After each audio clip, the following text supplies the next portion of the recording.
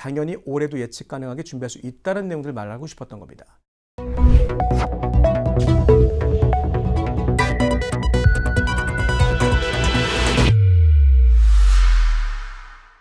새로운 수학 교육을 위한 준비, 선생님들 위한 탑 시크릿. 안녕하세요. 애니 능률 수학 비밀 특강 입시 전문가 오대규입니다. 자, 과거로 돌아가면 입시에 성공할 수 있을 거란 상상 다들 한 번씩 해보셨죠? 그런데 과연 그럴까요? 아니죠. 공부에도 전략이 있는데 그걸 모르고는 성공할 수 없습니다. 이번 시간에는 공부 전략에 대해 말씀드려보도록 하겠습니다. 혹시 수능시험 출제하는 기관이 어딘지 다 알고 계실까요? 알고 계신 것처럼 한국교육과정평가원입니다. 그런데 막연하게 수능이 출제가 되는 게 아니라 보도자료에서 내용을 공개해서 수능을 준비할 수 있다. 그래서 제가 한번 캡처해놓은 내용을 한번 설명해 보겠습니다. 자, 보도자료입니다. 아래에서 세 번째 줄 100번에 위치한 정보가 너무너무 중요한 정보여서 한번 제가 읽어볼게요. 2018학년도면 2017년 자료입니다. 2018학년도 대학 수학능력시험 대비 학습방법 안내 자료라고 있는데 이 자료가 2017년 2월 28일 날 올라왔어요. 그런데 조회된 조회 건수를 보니까 4,951입니다. 그런데요, 맨 오른쪽 하단 부분을 보게 되면 제가 이 화면을 캡처했던 날짜가 찍혀 있는데 바로 2017년 11월 23일 수능시험 끝난 날, 당일날 오후 11시 23분에 이걸 제가 캡처해놨어요. 저의 의도가 있었겠죠. 제가 정확하게 이때 이슈가 있던 해여서 기억하는데 포항에 지진이 있었던 해여서 수능시험 일주일 연기됐던 해여서 기억합니다. 이때요, 수능시험 50만 명이 이때 수능을 응시했어요. 그런데 연초 2월 달에 출제기관에서 보도자료 형태로 우린 올해 수능 이렇게 낼 거니까 이렇게 공부하라는 자료를 알려줘도 조회한 학생이 응시생 기준으로 1%도 안 되는 겁니다. 그럼 여기서 질문이죠. 과연 정보가 없느냐? 정보가 있음에도 불구하고 활용을 못하고 있지 않았냐가 이야기입니다. 이런 정보를 바탕으로 하게 되면 수능을 확인하는 내용들, 이 내용을 바탕으로 우리 원장님들께서는 학부모님과 우리 학생들과 상담을 진행할 수가 있다는 얘기죠. 자, 그럼 이 시점에서 알겠는데 과거 자료 아니냐? 올해 자료도 중요한 거니까 좀 알려달라는 내용 당연히 말씀하실 거니까 자, 보여드리겠습니다. 올해 자료입니다. 2024학년도면 수능시험 고등학교 3학년 자료인데 24학년도 대학 수학력시험 학습방법 안내 이 책자가 올해 3월 31일자로 올라온 내용인데 목차 좀 보여드릴게요. 영역별 시험의 성격, 평가 목표, 그리고 학습방법 안내, EBS 연계 50% 동일하게 출제하겠다는 내용이 목차에 적혀 있습니다. 그런데 특징적인 부분을 보게 되면 전 과목이 다 걸쳐 나와 있는 건 물론 맞습니다만 한 과목당 A4용지에 50페이지가 넘어가는 분량으로 정말 자세하게 나와 있어요. 일례로 맨 앞에 있는 부분이 국어, 수학, 영어 나와 있는데 국어 부분이니까 제가 한번 소개해서 보여드려 볼게요. 이 자료 앞부분에 보게 되면 올해 3월 31일 날 발표된 자료입니다. 왼편에는 예시 문항이라고 해서 왼쪽에 하단에 보게 되면 출처가 바로 작년 수능 문제예요. 그런데 이렇게 왼쪽에 수능 문제가 나와 있을 때 오른쪽에는 이런 내용이 있습니다. 이 문항은 뭐를 평가하기 위해서 어디 교과 과정에서 이 내용을 확인했다. 두 번째요. 그리고 이 문제 풀이를 위해서는 어떤 개념을 알았어야 됐다는 내용을 해설 강의 수준이 아니라 이 수능 시험 문제를 실제로 출제하셨던 출제위원이 적어주신 거예요.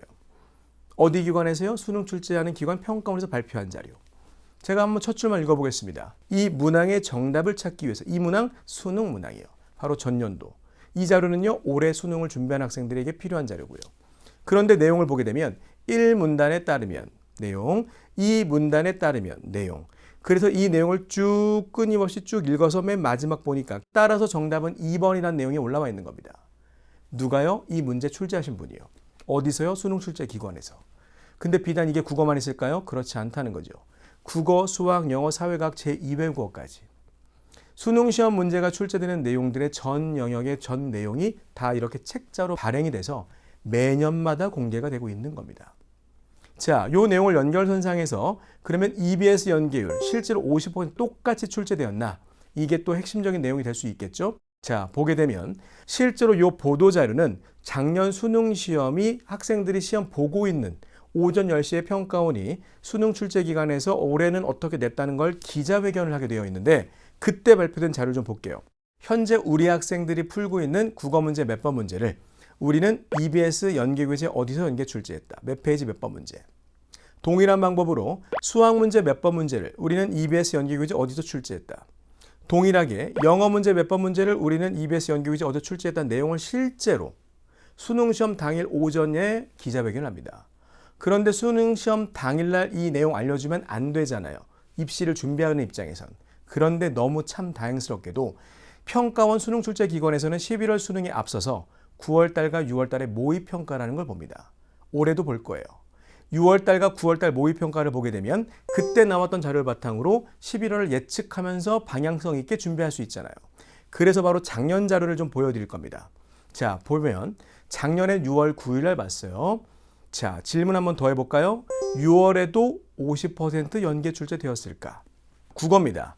자료에서 맨 왼쪽에는 국어의 문항 번호가 나와 있고 6월달 모의평가 얘기하는 거예요. 거기에 출제 주제가 있고 어떤 교재에 몇 페이지 몇 번 문제 나왔다는 내용을 다 한번 찾아봤어요. 이렇게 6월달 몇 번 문제가 EBS 교재 어디서 끌고 왔다. 국어 보여드리고 있는 중이고 동일한 방법으로 마찬가지 수학도 이렇게 보여드릴 수가 있겠죠.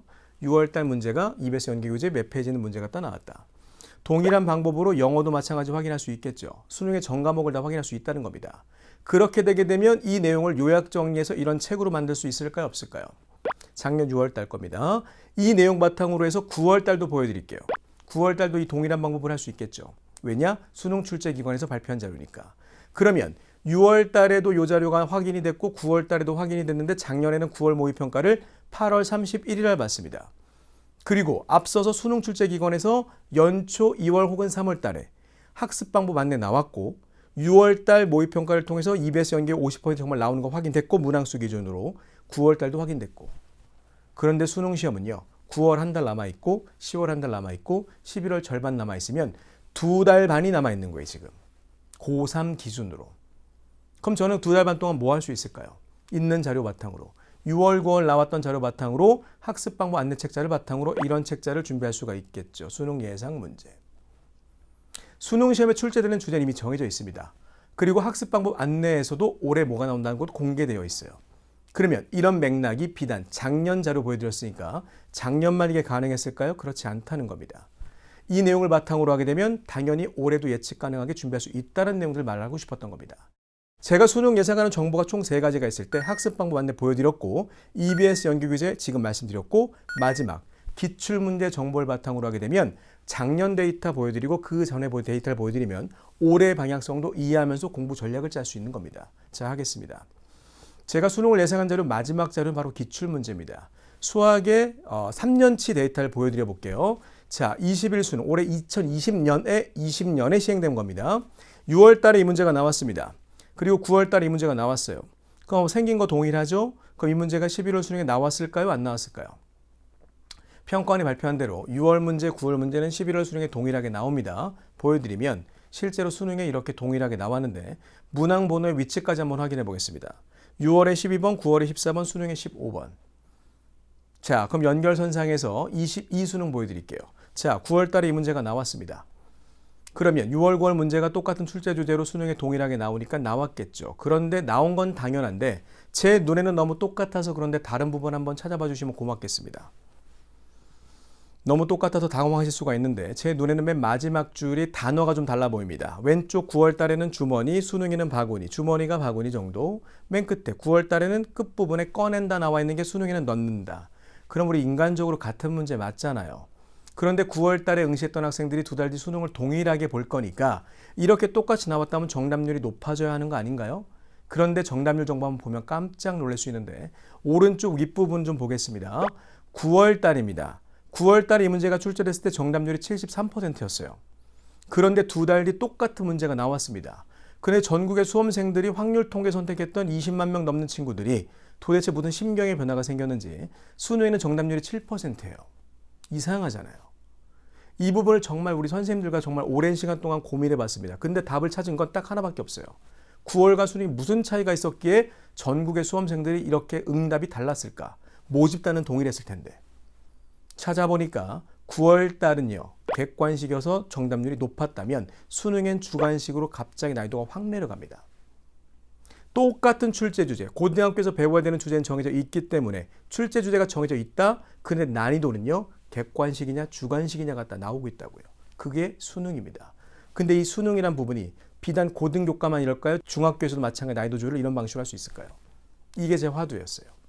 조금 더 보겠습니다. 자, 23 수능 이렇게 출제된다. 자, 6월달 문제 보여드렸고 9월달 문제 보여드렸는데 출제 주제가 동일합니다. 앞서 21, 22, 이제 23 보여드리는 거예요. 자, 6월달 문제를 보게 되면 이 문제가 출제됐을 때 주관식으로 출제했더니 위에 정답률 보겠습니다. 19%. 정말 어려운 문제 맞죠? 그리고 6월달 주관식이니까 어려웠나 보다 했는데 9월달에 보면 또 깜짝 놀랍니다. 정답률 보게 되면 61%로 확 올라가죠. 이게 왜 올라갔을까? 우리 앞선 데이터가 있었죠.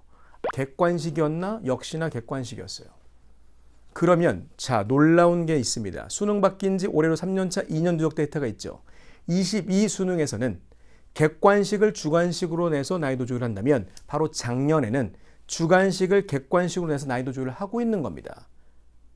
그러면 이 방법을 통해서 우리가 한 번 더 확인해 보면 자, 수능은 이렇게 나왔어요. 자, 6월달 문제, 9월달 문제 이렇게 확인이 됐을 때 보여드리면 작년 수능입니다. 작년에 객관식으로 나와서 중간값인데 자, 왼쪽 화면 잠깐 보겠습니다. 6월달, 9월달, 11월 수능의 문항의 번호는 일단 동일해요. 29번, 28번. 그런데 6월달 정답률 19% 정말 어려웠다? 이제 아시겠죠? 주관식으로 출제됐다. 갑자기 정답률이 확 올라갑니다. 똑같은 모집단이 봤을 텐데. 이유는요? 객관식이요. 수능의 중간값으로 쉽게 나왔습니다. 이유는요? 객관식으로요. 그럼 우리는 이런 생각을 할 수 있습니다. 고등학교에서 배워야 되는 교과과정은 이미 정해져 있다. 나올 부분도 정해져 있다. 단 난이도 조율은 객관식이냐 주관식으로 낸다라고 한다면 우리의 목표와 우리의 방향은 제 전략이기도 한데 우리 원장님들께도 학습의 방향과 학생들을 지도하실 때 도움이 되실 수 있는 팁이 될 수도 있을 것 같은데 제가 현장에서 우리 학생들의 성적을 비약적으로 올리는 비법은 바로 기출문제를 풀리되 모든 객관식 문제를 공부하는 단계에서는 주관식으로 바꿔서 공부시킵니다. 그런데 이 내용을 비단 고등학교만 적용할 수 있을까요?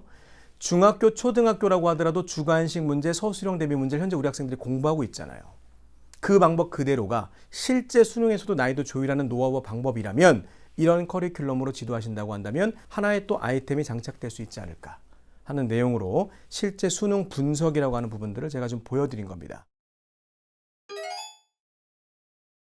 앞서 이 내용에서도 말씀드렸습니다만 실제로 고등학생이 준비하는 대입의 과정이나 중학생이 준비하는 고2의 과정의 내용이 똑같다는 거예요. 이미 우리가 목표한 학교를 놓고 기준으로 했을 때 수능 시험도 난이도 조율이라는 부분이 객관식을 주관식으로 낸다라고 하면 이런 공부를 꼭 고3 수능 때 할 게 아니라 이걸 정보를 이해한 시점인 고등이 될 수도 있고 중등이 될 수도 있다. 즉 중학교와 고등학교가 준비하는 입시의 프로세스는 동일하다는 이야기들. 자, 이 내용을 연결선상에서 확인한다고 하면 학부모들에게 질문을 이렇게 들었어요. 우리 아이가 지금 중학교 학생인데 중학교 2학년, 3학년 때 다 전과목 올 A를 받았는데 너무나 당연하게 고등학교 올라가면 전교 1등 할 수 있지 않나요? 라는 질문 진짜 많이 받습니다. 그 내용 한번 해볼게요. 성적을 평가하는 방식이 물론 고등학교 올라가게 되면 상대평가 그리고 중학교 때까지는 A, B, C, D만 봅니다. 근데 이 A, B, C, D가 지역마다의 편차가 존재할까요? 안 할까요? 이게 문제라는 거죠. 지역마다 편차가 존재합니다. 근데 고등학교는 전국 단위 모이고 성적이 나오다 보니까 그때서야 전국 단위 성적이란 걸 이해하시는 거예요. 자, 자료를 보여드리면 강남학군의 데이터를 볼 수 있는 정보입니다. 전 과목이 있을 때 성취도 A라고 하는 부분들을 좀 보게 되면 실제로 평균값에서 A등급 성취도가 높은 게 확인이 물론 되죠. 그런데 제가 이 내용을 비교하려고 일부러 서울에 있는 특징적인 지역에 있는 강동 지역의 데이터를 한번 갖고 와봤습니다. 강동 지역의 학생들의 학교에 동일하게 A등급 성취도 비율을 한번 확인해 보겠다고 한 겁니다. 자사고이고 특목고 진학률도 한번 확인해 볼 수가 있어요. 자, 이 축에서 두 가지 축이 존재합니다. 첫 번째, 이 중학교가 A등급 성취도 비율이 과목마다 어떻게 되고 평균이 어떻게 되는지, 그리고 자사고이고 특목고 진학률이 어떻게 되는지를 이렇게 분석하다 보면 A등급은 A등급인데 강남과 비교했을 때 우리 지역은 강남이라고 일부러 표현한 건 가장 성취도가 높다는 전제로 설명을 제가 하고 있는 겁니다. 그러면 A등급이어도 지역마다 편차가 다른 걸 보여드릴 수가 있으니까 이런 내용을 바탕으로 해서 전국의 입시 지도를 제가 데이터를 갖고 있는데 이걸 어떻게 비교할 수 있냐면 이렇게 비교할 수 있어요. 강남을 기준으로 가장 성취도가 높을 것으로 예상되는 지역을 기준으로 우리 지역을 이렇게 지역마다 전국을 다 비교할 수 있다는 거죠. 물론 이런 내용을 바탕으로 비교해보면 우리 특징적으로입니다. 주황색으로 표시한 내용은 강남이었고 여기 지금 파란색 계열로 표시한 내용은 해당된 지역이었는데 학교마다 경쟁력이 확인이 되는 거예요. 그럼 이 동일한 내용을 중학교 학부모님들께 상담하실 때 이렇게 활용하실 수가 있겠죠. 우리 지역에서 A라고 하더라도 강남하고 비교하면 편차가 존재하니 그런 학생은 A등급 맡고 있으면 이를 위해서 다음 학기 준비가 필요하다는 제안들. 혹은 초등학교 학부모님들과 상담하실 때 우리 지역 내 중학교에서는 이런 학교들이 경쟁력을 갖고 있으니 초등학교 학부모님께서는 물론 배정학교 지정되어 있는 거 있습니다만 우리 아이의 미래를 고민한다면 오히려 판단하실 수 있는 객관적 정보를 제공할 수 있다는 내용들로 이 데이터를 활용할 수 있다는 거죠. 자, 이런 내용들을 꾸준히 다 모아서 그러면 우리 중학교 때 A등급 성취도라고 하는 부분들 중학교 때 일반 교과 쭉 성적도 판단이 되죠. 이런 내용을 정리해서 요약해 보니까 중학교 때 내신 올 A를 받는다고 하면 고등학교 때 일반적으로 성적이 어떻게 되느냐 추산해 봤습니다. 중위권인 3, 4등급일 수 있는 겁니다. 지역에 따라. 이해가 되셨죠? 그래서 현재 과목마다 현재 위치를 확인한다. 그럼 팁을 하나 드리면 현재 우리 아이가 올 A등급을 받고 있다. 그럴 수 있잖아요. 맞죠? 그러면 우리 아이의 전국 단위와 우리 아이의 경쟁력을 확인하고 싶다면 오히려 우리 학원의 원장님께서 준비하실 수가 있는데 족보 문제 등등의 기출문제를 활용해서 강남의 가장 높은 학군에 있는 중학교의 기출문제를 풀려봤는데도 A다. 그럼 그 아이는 A가 맞죠. 근데 우리 지역에서는 A인데 그 지역의 문제를 풀려봤더니 B다. 그럼 얘기가 달라지는 겁니다. 이렇게 전국 단위 성적을 중학교 때부터 확인할 수 있다 하는 내용까지 제가 노하우로 말씀을 한번 드려봤습니다. 정리해보면 아이 맞춤 입시 정보는 입시 트렌드다. 초등, 중등여도 고등 정보 아셔야 된다. 지역 중학교 분석 데이터는 이렇게 학교 알림이 등을 통해서 중학교의 기출문제와 우리 지역의 중학교 문제를 비교한다.